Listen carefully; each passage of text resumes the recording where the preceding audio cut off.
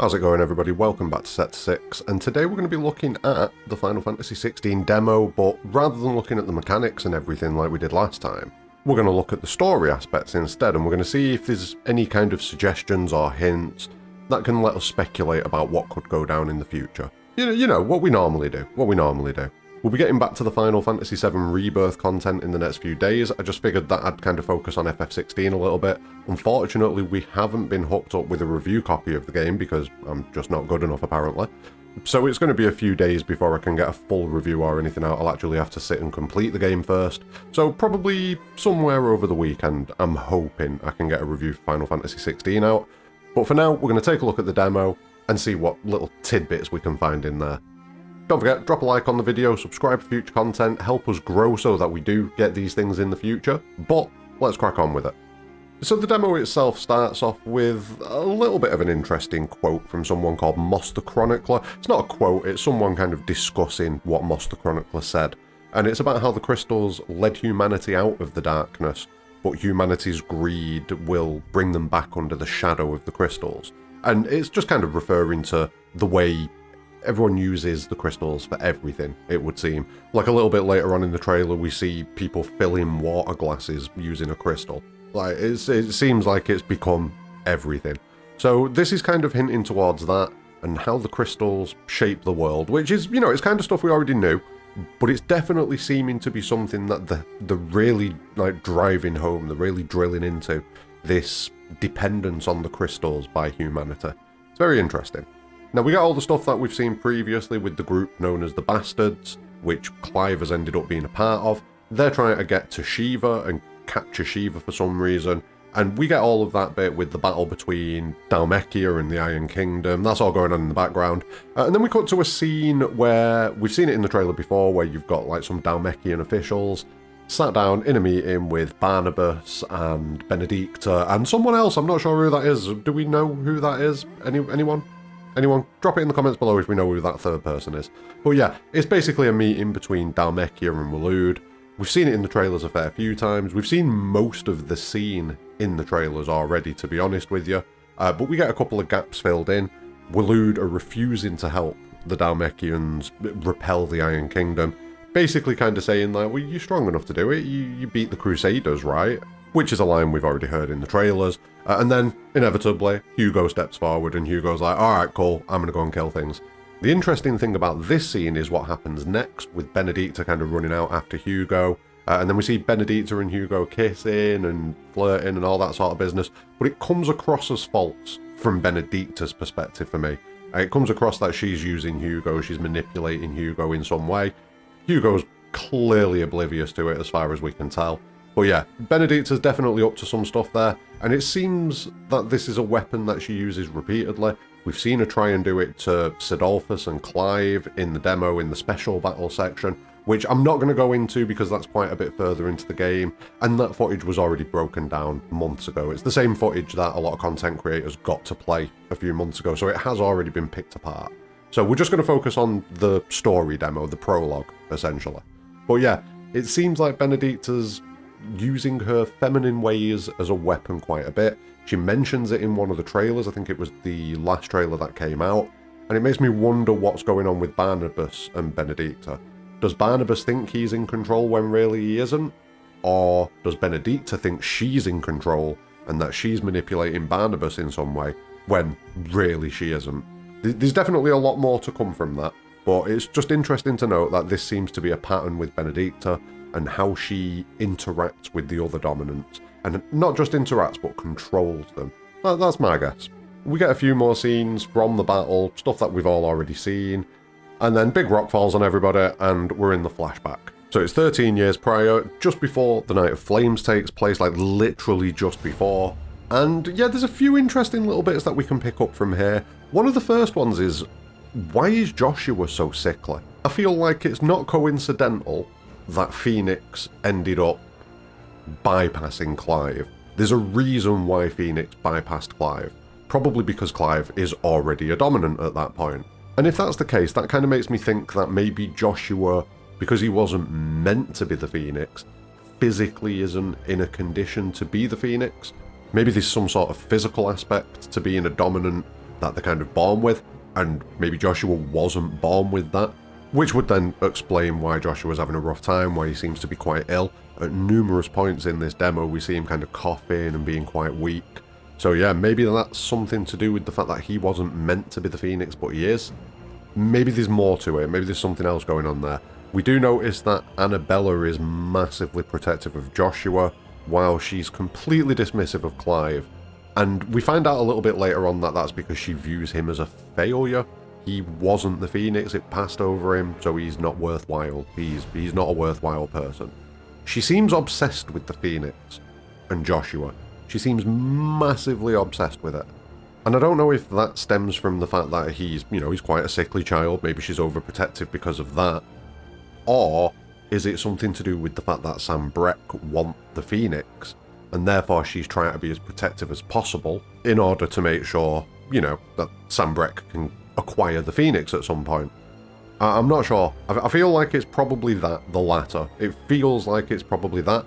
But then later on in the trailer, when shit goes down, she doesn't seem particularly disappointed. I mean, she seems annoyed, but she's just like, oh well, shit happens, I suppose. Hopefully I'll still have a spot in this empire. That's kind of the energy that she gives off at that point. So yeah, I think we need more on this, because there's definitely layers to this. There's definitely layers to what's going on with Joshua. Why is he ill? Is it because of the Phoenix, or is there something else going on? I mean, what if it's something along the lines of Annabella's been maybe poisoning Joshua to a degree so that he doesn't manifest the Phoenix before Sam Breck can get hold of him? Obviously I'm reaching here and guessing, but, it's something that definitely leaves room for thought, at the very least. We find out that Elwyn is infinitely more chill than Annabella. Annabella's awful. Elwyn, pretty cool dad. He respects Clive, he treats him with respect, and he views him with respect. Even though he's not the Phoenix, he views him as someone who is a protector of the bloodline, as someone who is going to protect the Phoenix, the shield of the Phoenix. So yeah, he's got a lot of respect for him, and I think that stems from something that we get in a slightly later scene with Annabella and Elwyn, and Elwyn kind of points out that he's the same as Clive.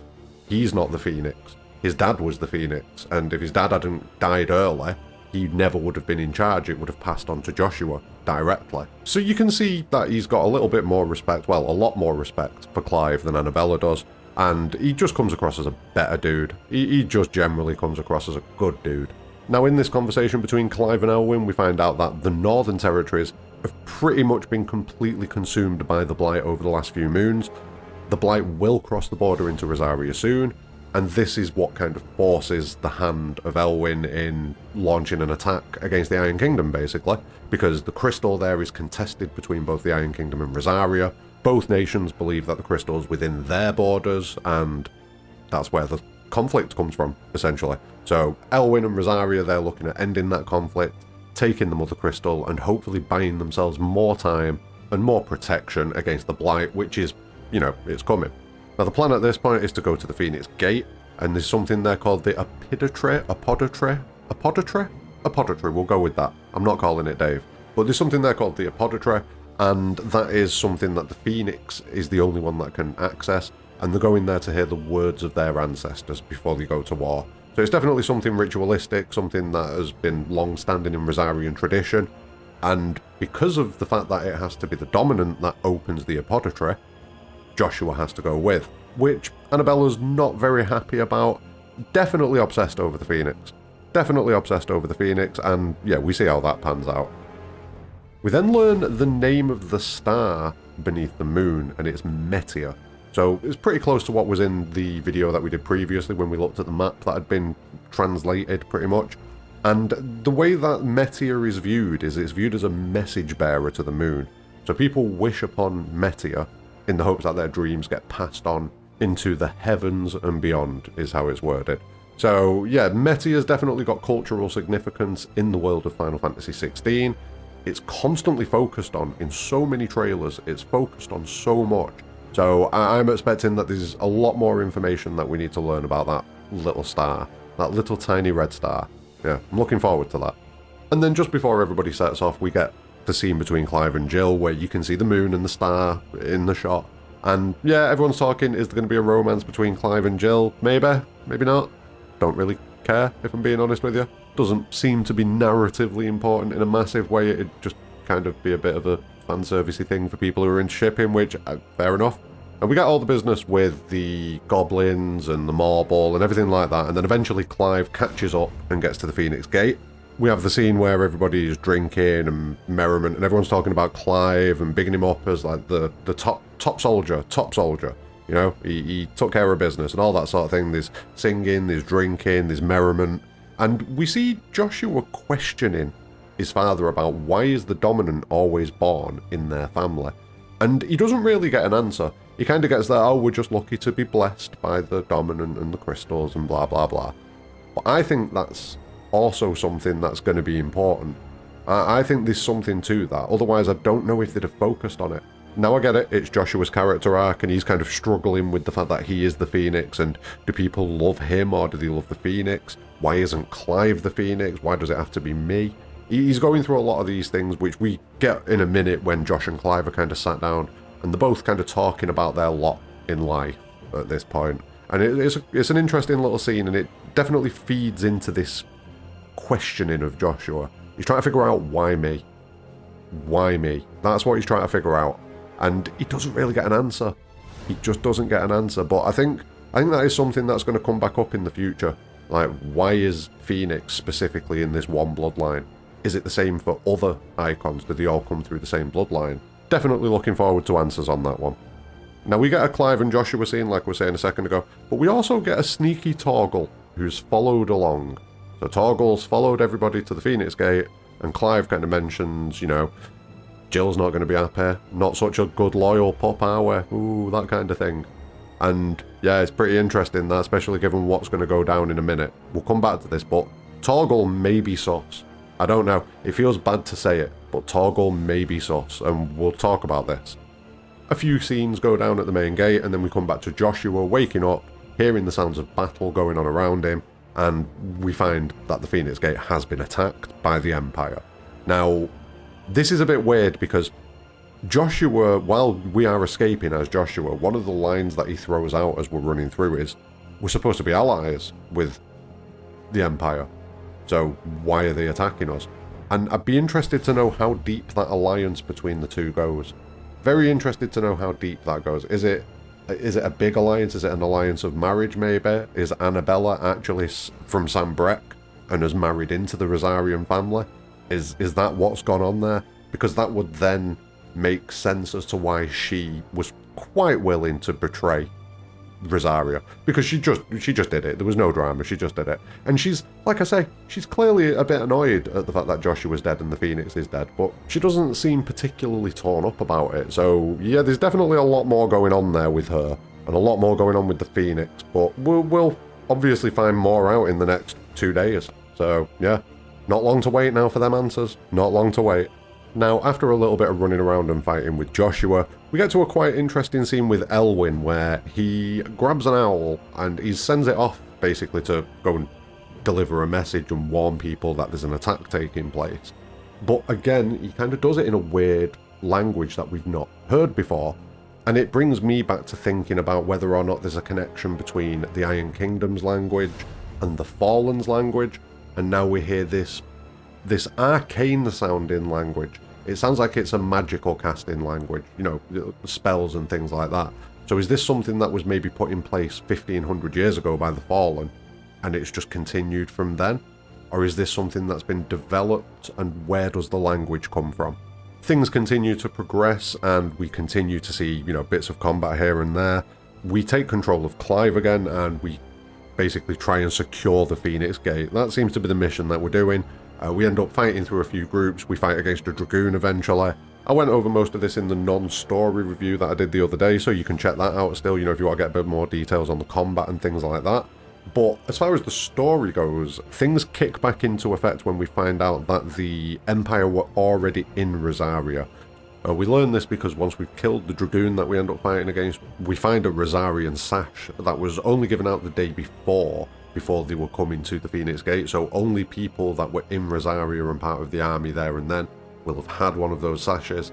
So that immediately tells them that, you know, Rosaria has been infiltrated previously, there's some sort of betrayal going on here, which then leads them to realising that they need to hurry up and get back to Elwyn, because he might be in trouble, which we'll come back around to in a second.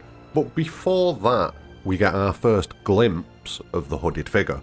But yeah, Clive ends up with a bit of a ringing in his ear and a headache that comes on. Then he looks up and he sees the hooded figure kind of stood across from him. And then there's a bit of an explosion off to the side of him. He looks back up, hooded figure's gone. And the headache's gone. And surely nothing else will come of that, right? Right? We then cut back to Elwyn and Joshua, and the obvious betrayal takes place. We've also seen this in the trailers over and over again. We see Joshua basically lose control and unleash the Phoenix. Probably for the first time, I'm guessing. Probably for the first time. And again, I don't know if that's due to whatever's been going on with Annabella, if she's been doing something to stop him being able to manifest the Phoenix, and that's what's been making him sickly. I don't know. There's so many possibilities around that, I'm not too sure. But regardless, we finally get some Phoenix party time, and this seems to have an effect on Clive. So when Clive sees that Joshua has turned into the Phoenix, also, when Joshua turns into the Phoenix, every single person in that area gets scorched, I'm pretty sure, which is a little bit sad, because I quite like those two guys that were working with Clive. A little bit disappointed that they're dead. But yeah, Clive seems to react to seeing the Phoenix. He gets the same ringing noise in his ear, he gets the same headache, and then he looks up and he sees the figure, but this time not hooded, sees like the full body of fire, and then the figure that stood in front of Clive explodes into flames, and we see the icon of fire stood there. We see the Lord Commander, I think it is, basically saying, oh, the second icon of fire, you know, that scene that we've seen. He gets scorched off the map as well. But what's happened to Clive at this point? Now, there are a few possibilities for what could have happened to Clive, but we'll press on, we'll keep going through the story and we'll speculate a little bit at the end. Now, we go into Phoenix's, Joshua's perspective, and everything's kind of got like this brown kind of overlay filter effect to it, browny orange kind of filter to it. And this is going to be the thing that tells us that we are essentially looking through the eyes of a transformed Dominant. So the Dominant has transformed into their iconic form. This kind of filter is how they see.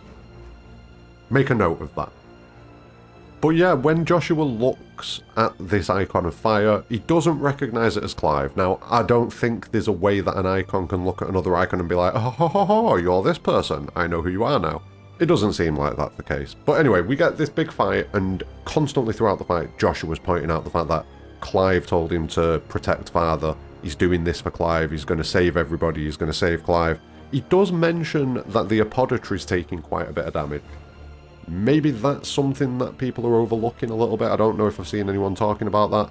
But maybe the Apothecary is some kind of catalyst for something. Maybe the proximity to the Apothecary coupled with all of the carnage that goes on, followed by the summoning of Phoenix, is what triggers Ifrit to finally appear. I don't know. We need to get into it and get more information, but there are a lot of tantalising possibilities as far as the narrative going forwards. So yeah, we'll jump back in a second, but the fight continues, The Icon of Fire seems to be extremely strong, given the fact that we actually put it down as Phoenix, and it just pops back up and just does what it does. And what it does is destroys Phoenix. Like, once it jumps back up after Phoenix has put it down once, it just kind of gets up like, no, I'm done with this now, and just essentially beats Phoenix to death. That's literally what happens. But it's the stuff that's going on around this which is pretty weird. So, we hear Clive say Torgal, and then I'm pretty confident that we hear Torgal making some noises in the background, you know, like some whimpering noises, that sort of thing. But we're seeing, I would guess, through the eyes of an icon, based on what we've seen previously. So, previously, when we've been looking from Phoenix's perspective at Ifrit, we see that filter. During the fight, there are moments where we're looking from Ifrit's perspective, or sorry, the Icon of Fire's perspective, down at Phoenix, and we get that filter. But then there's also this weird side angle shot that we get, where we also get the filter. Why are we getting that filter from the side?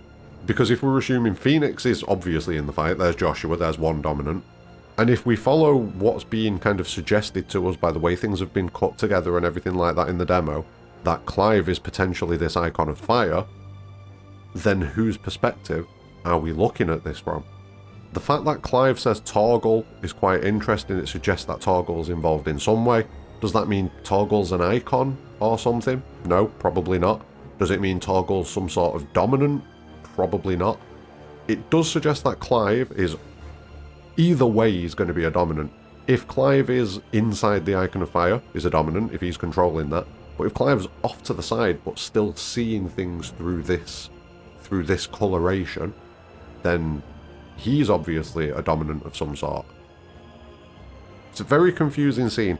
One suggestion that I've seen that's quite interesting is that we warg into Torgal. So Clive takes his mind and puts it into Torgal, basically, and can see through Torgal's eyes. He's basically taken control of Torgal in that moment. He's gone full Bran Stark, and he's just gone for it. You've got the possibility that Clive's warged into Torgal. You've got the possibility that Clive is having some sort of dominant transformation off to the side, while what's going on between the Icon of Fire and Phoenix is going on. You've got the possibility that the Icon of Fire is Clive, but he's not in control, and therefore that's why his mind is able to jump out into Torgal's mind, potentially. Maybe he's kind of been pushed to the back of his own mind by that hooded figure that he's seen a couple of times.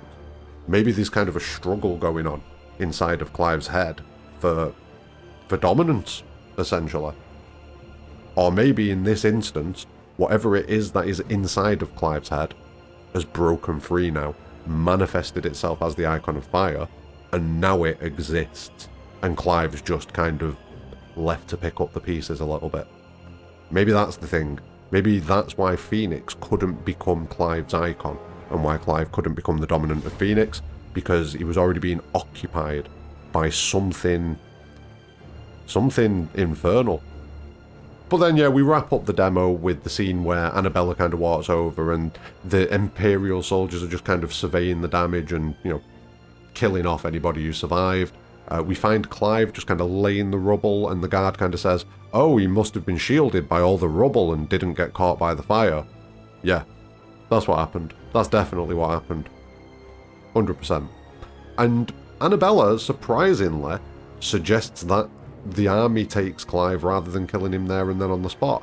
I don't know if Annabella knows something at this point. I don't know if she's a lot more in the know about things than we realise, just in general. But this scene takes us to the end of the demo and the end of all of the story juicy tidbits that we can get out of it.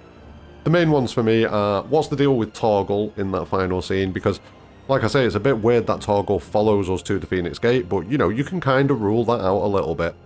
But then that scene at the end where Clive's like, says Torgal's name and it seems like we're watching from a side perspective and you can hear Torgal whimpering a little bit, doesn't sound happy.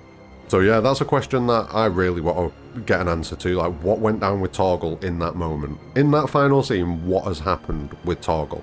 What's going on with the Icon of Fire and Ifrit? Are they the same thing? Is it two separate entities? Because we do see Ifrit versus Ifrit stuff going on.